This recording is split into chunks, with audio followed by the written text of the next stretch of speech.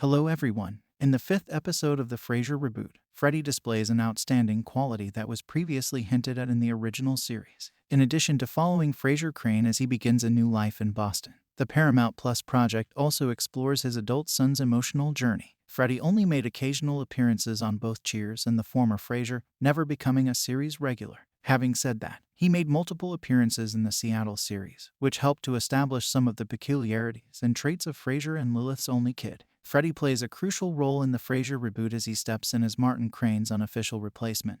Even though Martin Crane passed away before the show's premiere, he chose to become a firefighter in the public service, just like his grandfather, even though he came from a highly educated and privileged family. To say that a lot has changed about Freddy in the past 20 years between the classic series and its modern adaptation would be an understatement, but one characteristic has managed to stick with him despite his growth. In the fifth episode of the Frasier reboot, The Founders Society, David unexpectedly shows up, disrupting Freddy's peaceful evening at home as Frasier attends his first Harvard soiree.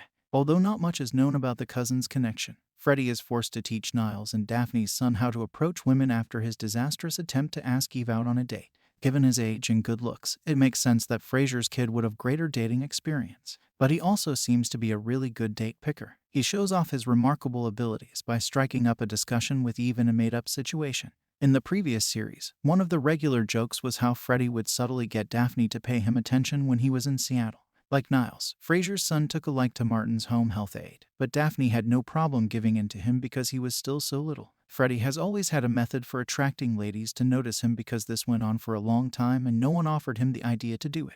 Eventually, when he grew older and began to have romantic relationships, that talent became handy. Frasier had been in numerous romances and dates throughout his previous stint, but none of them had truly lasted.